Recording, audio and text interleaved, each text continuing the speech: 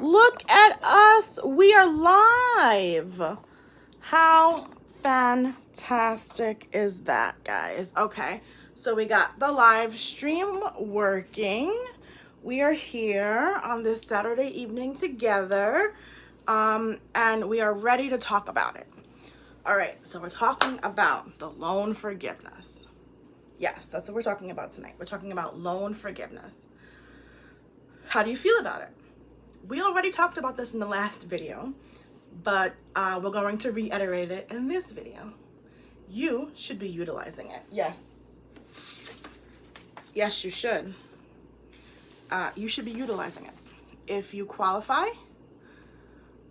you should utilize it. It is a program by the government, and you should utilize the program by the government. That's the end of the story. It's not the end of this stream, but it's the end of the story. So I want to talk about just student loans in general tonight. It's great that we get $10,000 of student loans paid off if you make under $125,000 a year. That is fantastic. But this is an educational stream, and we're going to talk about education after you finish 12th grade. After you finish 12th grade, there are some decisions to be made by you, by your family, and by your economic situation and your family's economic situation. And I feel like a lot of people have a lot of emotion about this. Some parents have dreamed about sending their kids to college. They have dreamed about their kids going away. All that is fine. That's fine. It's a dream. But the reality of the situation is, before this bill came, before we got the loan forgiveness, people were drowning in student loan debt. Drowning in it. It doesn't mean it can't happen again. When you're going to, we have to dismantle the belief of what are you going to do when you grow up. We're not in kindergarten. What are you going to do when you grow up is not a question of what are you going to do after 12th grade. What are you going to do when you grow up? You want to be happy, successful, live a life. Oh, hey, thanks for tuning in. You know, you want to do all of those things. It's not what you want to be when you grow up. A doctor, a lawyer, these fantastical ideas. We need to get away from these fantastical ideas. Not that we can't have lawyers and doctors, but we need to be realistic about what we're doing. So you're in 12th grade. What kind of a student are you?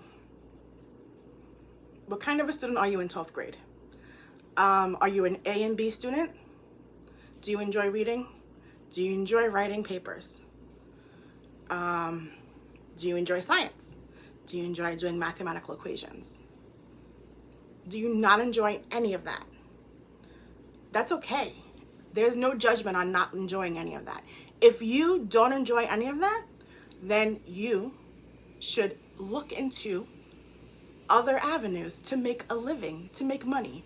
Because all us adults do is a service to get paid. It's a service to get paid. It's not what we want to do when we grow up. You do a service and you get paid. You need to get paid, and you have to get trained in that service. So like I said, what you want to be when you grow up. It doesn't matter. You have to live somewhere, right? So perhaps you are a person that is good at building things. Maybe your school had a class where you were able to do STEM projects, where you were able to build things, and you excelled at that. Or perhaps outside of your school life, you excel at that, just personally. You have to go with that. You have to go with that. If you are good at building things, everybody needs to live somewhere. So we need to live somewhere, we need people who can service things in a house. So we are going to need plumbers. There is nothing wrong with being a plumber. Plumbers make so much money. Anybody who is doing a service for a house and is certified in that service, even if you're not certified in that service, you're making a lot of money. More money than people who did the route of college. So we need to, as a society, stop judging people, and putting these predetermined notions in these young kids' minds. It shouldn't be there. Right? We need plumbers, carpenters, roofers, tree removal. We need sanitation engineers. We need custodians. These are all things. We need bus drivers. We need conductors. All of these occupations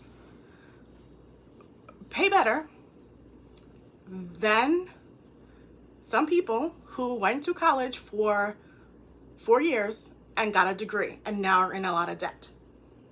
So you need to think about this. You're in 12th grade. You're at the guidance counselor. Your mom wants you to go to college. You don't like school. You have to make a decision. No one's saying, it's a lot of pressure on you. It could be a lot of pressure on you. You know what? Now we have Google. You can Google things. You can literally Google things that you want to do in your life.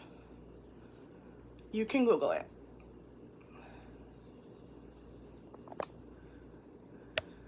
Let me say hi to my chat people.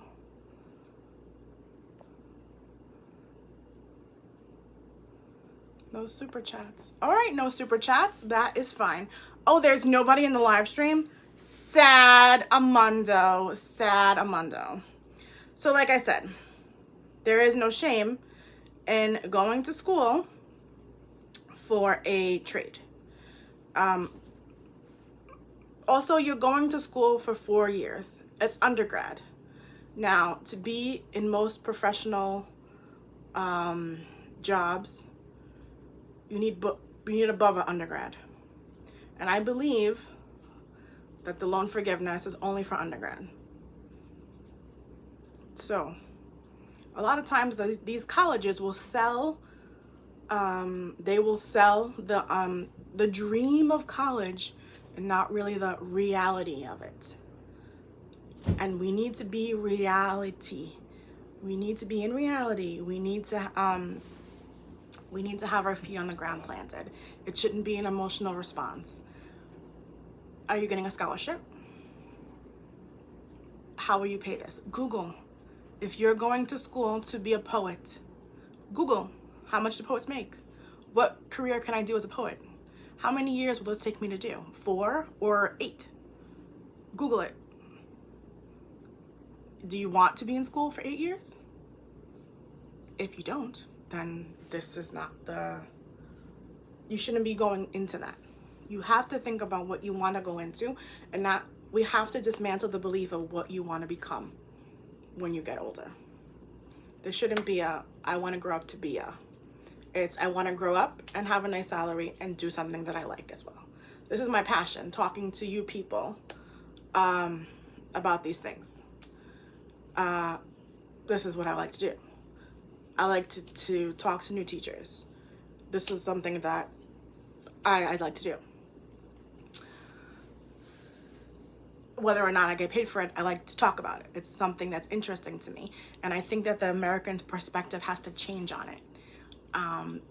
As we've seen that we have even a need for this loan forgiveness, right? Because wasn't the dream that we're bought that we go to college to make more money than people who don't go to college? That's the whole package, right? That's the package that they give us. Yeah, but everyone goes to college now, right? Not everyone, but more people are going to college than have gone in past years. And the colleges know that, like any consumer, and they're raising their prices, and the government is giving them aid, so they keep raising the prices, and then we, as the people going to college, are paying more and more and more for college. So we need to find a solution that's not going to break the bank, is what I'm saying. And we have to be realistic about that solution. So if you have to stay in your state because that's where you get the most state aid, that's what you have to do. Stay in your state. Don't go to a different state. Stay in state. What can you get? What kind of scholarships can you get? Can you fill out any forms to get more money? Can you do work study? All of these things are things that you have to think about. All of them. Because if you're going to be a professional, like a teacher, a doctor, a lawyer, it's not just 4 years. It's more than 4 years.